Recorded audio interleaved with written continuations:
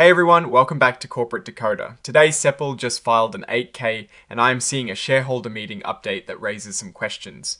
Quick note, this is not financial advice, just my take on public filings for educational purposes. The company held its annual meeting, and while most votes went as expected, one outcome caught my eye. This report is about Capstone Energy Plus Incorporated's annual meeting of stockholders held on the 20th of August 2026.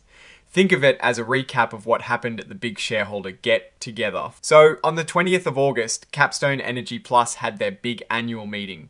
It is where shareholders get to vote on important company matters. The company shared the results of these votes. First up, they voted on who should be on the board of directors. For Class 2 directors, Vincent J. Canino and John P. Miller were up for re-election. They are supposed to serve until the 2029 annual meeting. Looking at the numbers for Mr. Canino, he got 9,694,709 votes for him.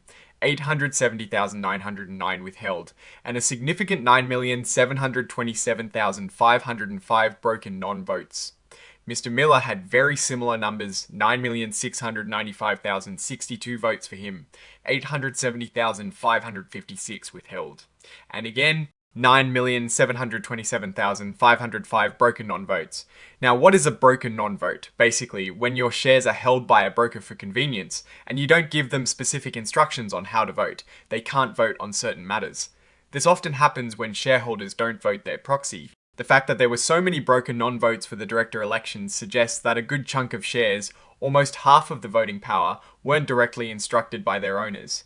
This can sometimes mean less direct shareholder control over board appointments. Despite the high number of broken non-votes, both Mr. Canino and Mr. Miller were re-elected. This means the company's existing leadership on the board will continue. Next, they had a vote on the pay for the top executives. This is often called a say-on-pay vote, and it is usually advisory, meaning the board doesn't have to follow it, but it is a strong signal from shareholders. Here, the numbers are quite different. Out of the votes cast, 10,127,935 were for the executive compensation, 230,324 were against it, and 207,359 abstained. The broken non-votes were again 9,727,505. The majority of votes were in favour, so shareholders essentially gave their approval to the executive pay package.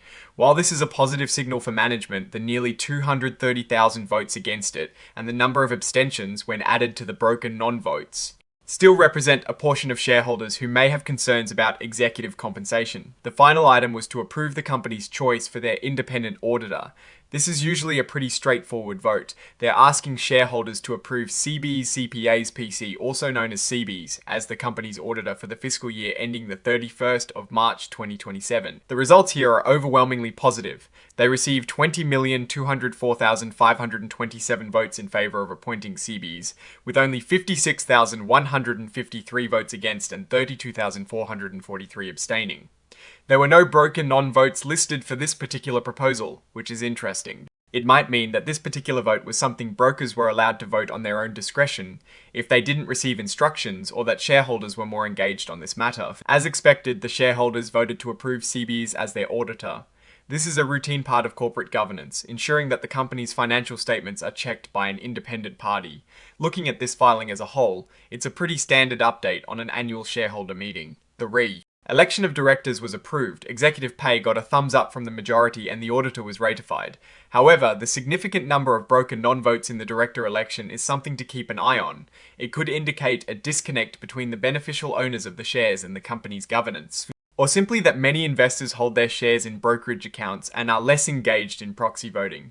The context around Capstone Energy Plus shows it is in the industrial sector, specifically specialty industrial machinery, with a market cap around $217 million and a current stock price of $6.6. Recent news indicates they posted a Q1 profit, raised cash, and secured a $500 million shelf, which sounds positive. However, there is also a report suggesting consensus forecasts have become darker since their latest report. This filing doesn't give us new financial numbers directly, but it reflects the ongoing governance of the company. What stands out to me is the potential for a lack of direct shareholder engagement on board appointments, as highlighted by those broken non-votes.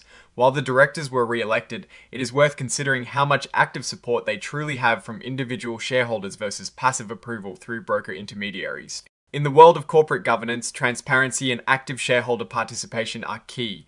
The risk I am watching is how this pattern of broken non-votes might continue to affect key governance decisions if it is not addressed by encouraging more direct proxy voting from beneficial owners. What I am actually looking for is more information on how the company plans to increase direct shareholder engagement in future votes. Oh, and the research tools I actually use are linked in the description. They help keep this channel going. That is my take. Stay decoded, like, subscribe, and join the Discord for more.